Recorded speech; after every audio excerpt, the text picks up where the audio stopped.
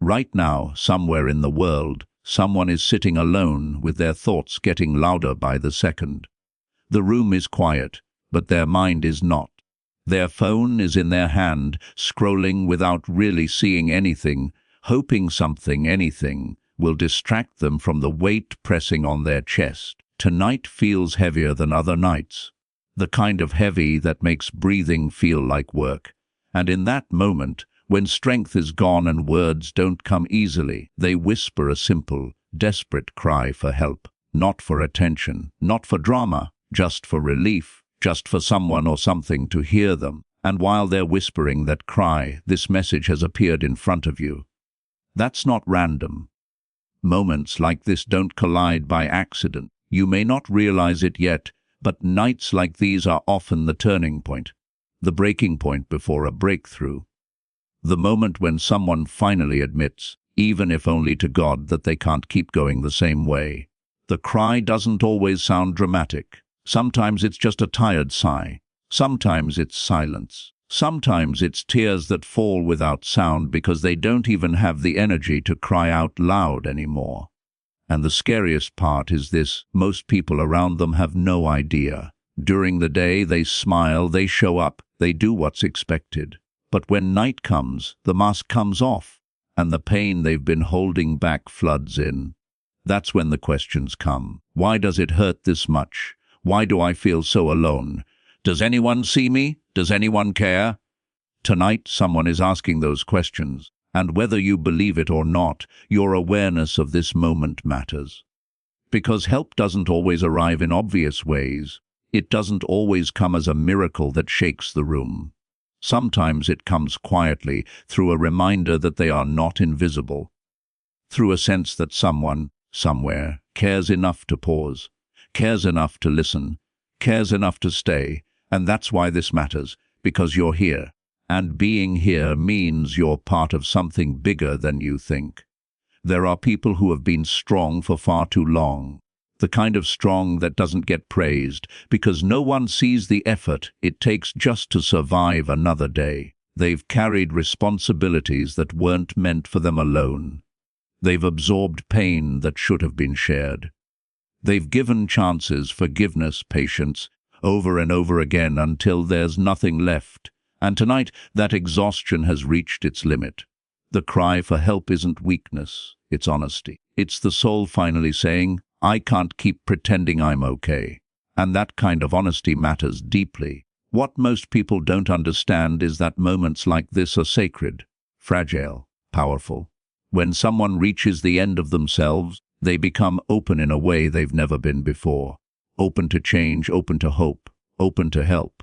But they're also vulnerable. One dismissive moment, one ignored sign, one more feeling of being unseen can push them further into isolation. That's why timing matters. That's why presence matters. That's why this message exists in this exact moment. You don't need to know who they are to care. You don't need their name, their story, or their face. Compassion doesn't require details. It requires a heart that's willing to feel. Tonight, someone is hoping for a sign that their life still has meaning, that their pain isn't pointless, that their story isn't over. And signs don't always come wrapped in perfection.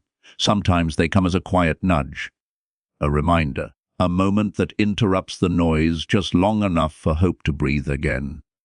If you've ever been there yourself, awake at night, staring at the ceiling, wondering how much longer you can keep going, then you already understand how real this is. You know how much one kind word could have meant. One message, one reminder that you mattered. And maybe that's why this resonates. Maybe that's why you didn't scroll away. Because something inside you recognizes this pain, recognizes this moment, recognizes that this is not just a story, it's happening right now. Tonight, someone is crying out for help, and the world keeps moving as if nothing is wrong. Cars still pass by, screens still glow, people still sleep. But in the middle of all that normal life, a quiet battle is being fought. And whether you realize it or not, awareness is the first step toward intervention. Caring is the first step toward healing. Staying is the first step toward change. So don't rush past this moment. Don't treat it like just another video. Let it slow you down. Let it remind you that lives are fragile, nights are heavy, and hope often arrives in the smallest ways. Because somewhere, right now, someone is holding on, hoping their cry didn't disappear into the dark. And the fact that you're here listening means that maybe, just maybe, it didn't. When someone reaches the point of crying out for help, it usually means they've already tried everything they know how to try. They've been patient with themselves. They've told themselves it will get better. They've waited for the pain to pass on its own. And when it doesn't, the loneliness begins to feel unbearable. Not because they don't have people around them, but because they feel unseen even in a crowd. That kind of loneliness is different. It settles deep inside and convinces them that no one would understand even if they tried to explain. So they stop explaining. They stop asking. They stop reaching, and that silence becomes the loudest cry of all. This is the part most people miss. They think cries for help always look dramatic, but the truth is they often look like withdrawal. Shorter replies, cancelled plans, forced smiles, a constant tiredness that sleep doesn't fix. The person crying out tonight may have laughed earlier today. They may have gone to work, helped someone else, or encouraged a friend while quietly falling apart inside. That's the danger of silent pain. It hides in plain sight, and because it hides so well, it often goes unaddressed for far too long. Pain has a way of distorting perspective. When someone has been hurting for a long time, their world begins to shrink. Hope feels unrealistic. The future feels threatening instead of exciting. Even small problems feel overwhelming. They start believing the pain will never end, that this is just how life will always feel.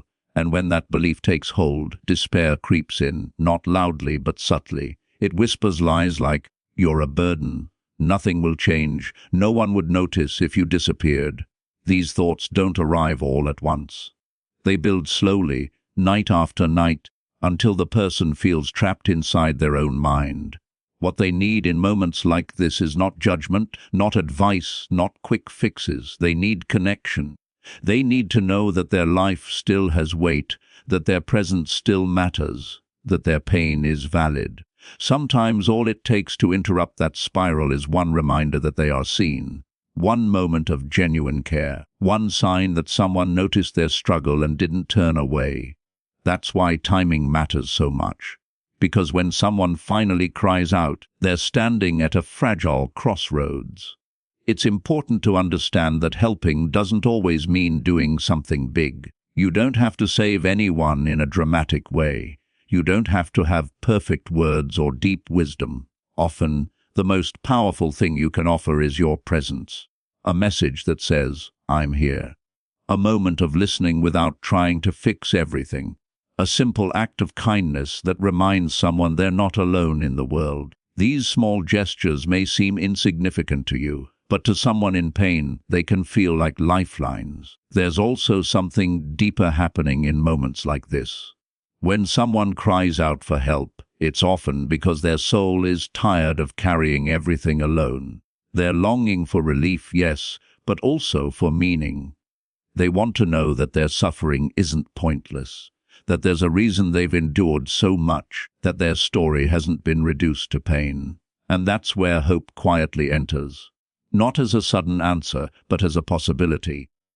The possibility that things could be different, that healing could begin, that this moment doesn't have to define the rest of their life. You may never fully understand how much impact one caring moment can have, because you don't get to see the internal shift it creates. You don't see the way their breathing slows. You don't see the way their thoughts soften. You don't see the way hope, even in its smallest form, begins to push back against the darkness. But those shifts matter. They accumulate. They create space for healing to grow. Sometimes the person crying out tonight is someone you would never expect. Someone strong. Someone dependable. Someone who is usually the one others lean on. These are often the people who suffer the most quietly, because they feel like they're not allowed to fall apart. They believe they have to hold it together for everyone else. And when they finally reach their limit, The shame of needing help can feel overwhelming. That's why compassion must come without conditions, without expectations, without pressure, just acceptance. And sometimes the person crying out tonight is you. Maybe you've been listening and realizing that these words feel uncomfortably familiar. Maybe you've been carrying pain you haven't shared. Maybe you've been telling yourself to be strong while feeling emptier each night.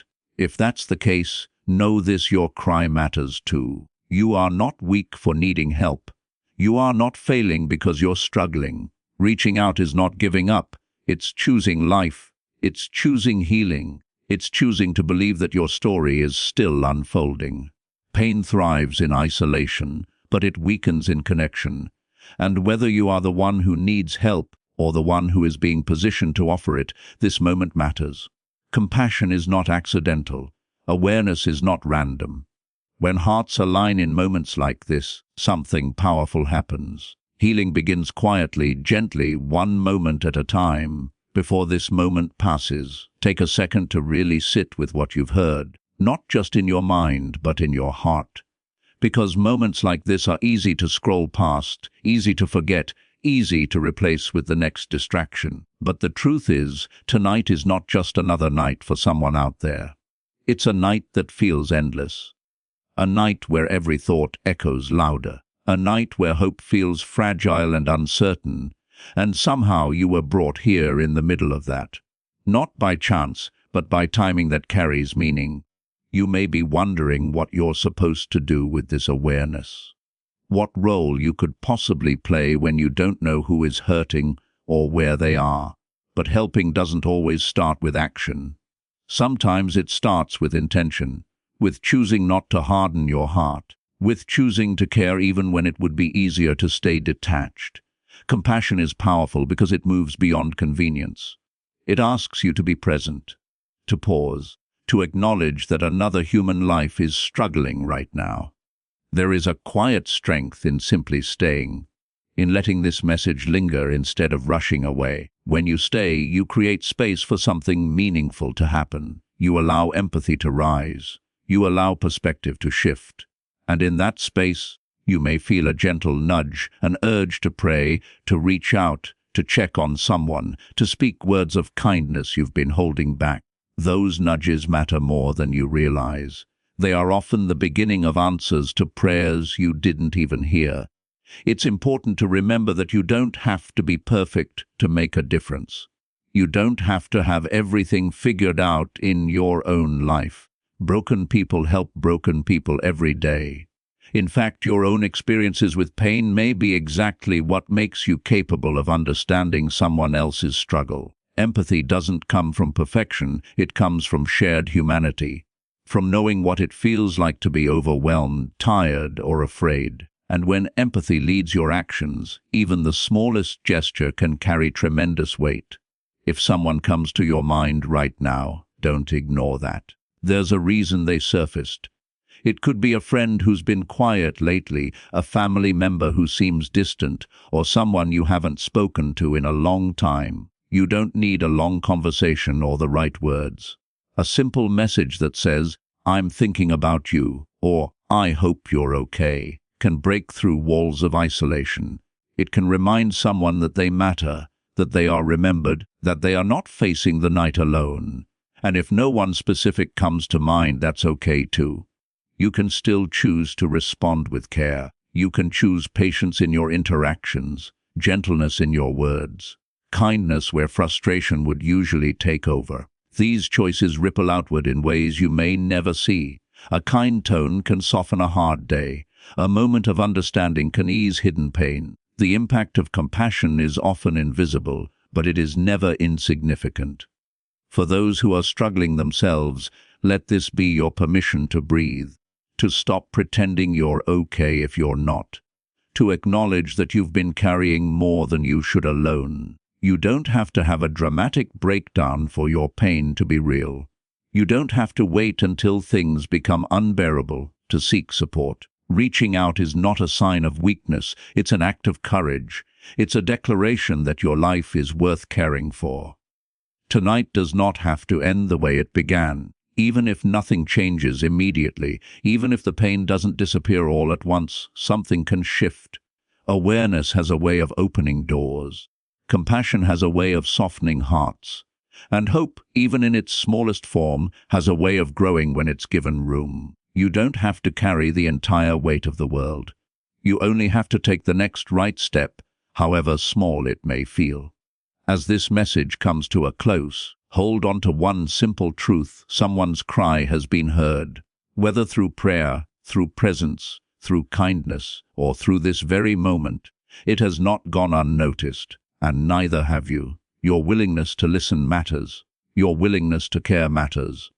Tonight matters more than you think, and sometimes that's enough to keep someone going until the light returns.